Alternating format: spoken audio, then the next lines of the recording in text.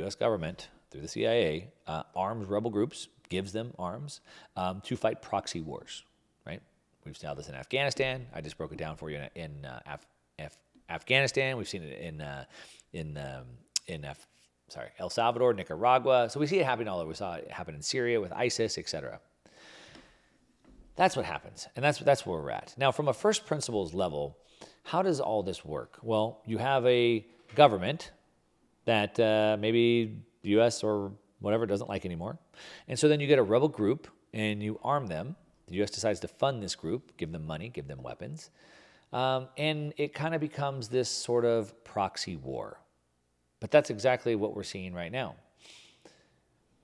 We can see Lieutenant General Ben Hodges served as the commander of the U.S. Army in Europe. He retired in 2017, and now he's an advisor to NATO. So he knows what he's talking about. A lieutenant general, U.S. commander in Europe, retired in 2017, is an advisor to NATO. He said, quote, "If you think about it, Russia has been for decades and still is an existential threat for Europe and the United States. I mean, just listen to what their leaders say. Look at the 1,000 nuclear weapons. They clearly will keep it going if they're not stopped."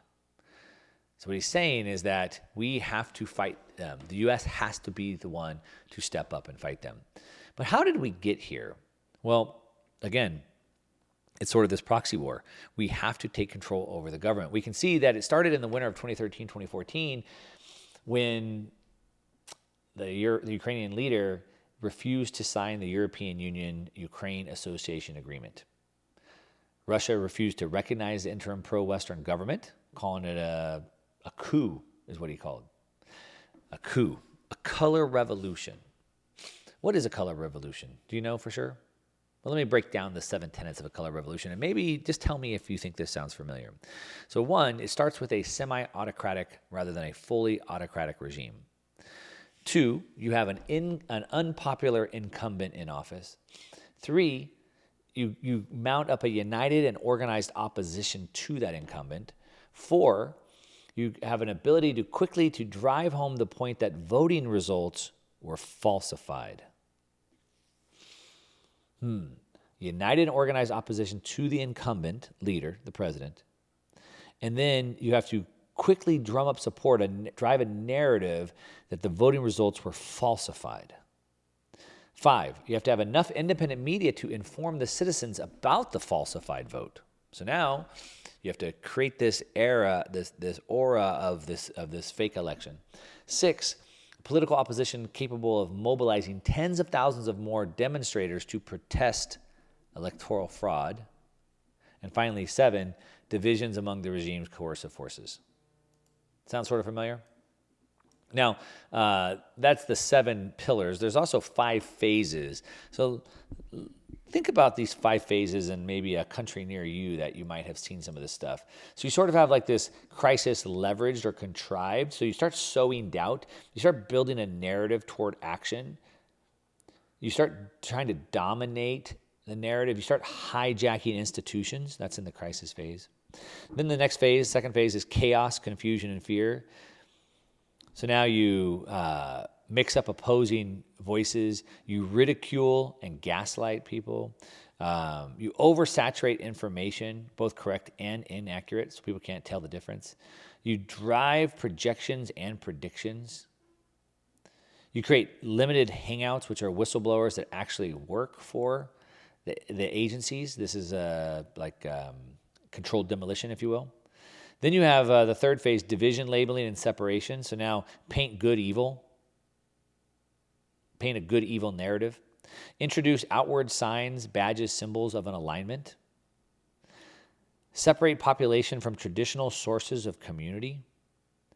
Poison organic dialogue. Like disinformation, misinformation. Population will begin to self-identify and segregate along labels. That's stage 3. Stage 4, apathy and doubling down. Throttle crisis narrative as required. Too much creates a revolt. Too little, and apathy is not achieved. Throttle the crisis narrative as required. So drum up the crisis narrative as they need it, and then throttle it back to get just the right amount of apathy. Most separated from past friends and community and tired of the chaos resign themselves to apathy. Diehards cement on each side. So you get people that are totally entrenched on either side, and then most are just separated from their previous friends or previous community, and they're tired of this chaos. They just resign themselves to apathy. I just don't care anymore. I'm just tuning out. Sound familiar? And then finally, the last stage is we have the crescendo. Contrive a major crisis. Manipulate levers of power to resolve crisis and secure initial objective. Leverage previous narrative to call diehards from extremes to action. How's that sound? Pretty scary? Sound familiar?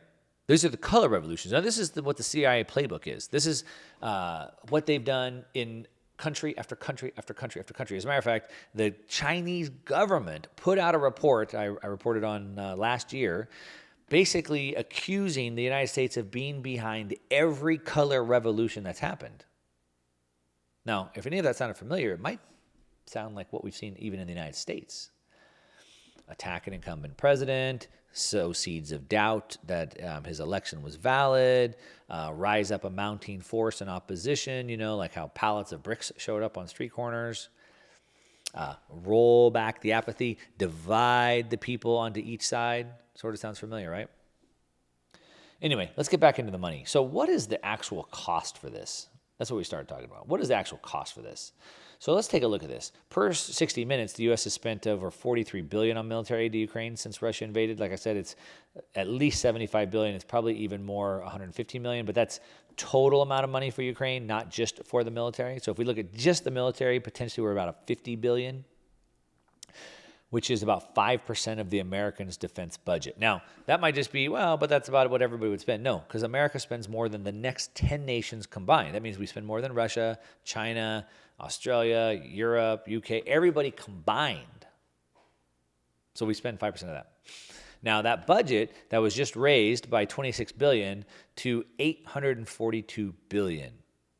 So now let's do some math. If we go to where the budget is now, $842 billion, we use the $75 billion number, that jumps up to 8.9%. If we use the $115 billion number, it's about 15% of the military budget is going to Ukraine. And they want more aid. Now, for comparison, this is inflation, it's worth knowing that Charlie Wilson's war ended up giving Afghanistan $3 billion. Now, adjusting for inflation, that's equal to about $10 billion in today's dollars. So it was only $10 billion in that war. This one's $100 billion. Now, other proxy wars, we had the Anglo Civil War, 1975 to 2002. There's about $30 billion spent there. The Nicaraguan Civil War, 1979 to 1990, about $30 billion was spent there. The Syrian Civil War, 2011 till probably still going on, $100 billion has been spent over there. Where does all that money go? It goes to the weapon manufacturers. It goes to the war companies. It goes to these corporations that are going up and investing into all these assets. Who's building supplies? Who builds the tents? Who builds the shoes for the troops? Who supplies the food? Who makes the ammunition that gets fired? Who makes the tanks, the jets, all of those things? Now, we see this happening all over. So, for example, Poland is kind of tired of dealing with NATO. They don't want to do this anymore. And the U.S. said, okay, fine, Poland, we'll incentivize you to stay on board. Here's what we'll do. Let's just give you some money. How about that? How about we'll give you money, but you have to spend that money on weapons that we sell you. Now, if you know your history, you know that that's just a repeating story. It's exactly what happened in World War I. So that's the story. That's what's going on. This is the money pit. $115 billion down the drain, going to these military contractors. It's the same old story we've seen throughout history. And now you know the names of the people who are doing it. I named them off. They're buying up the country on your tax dollars.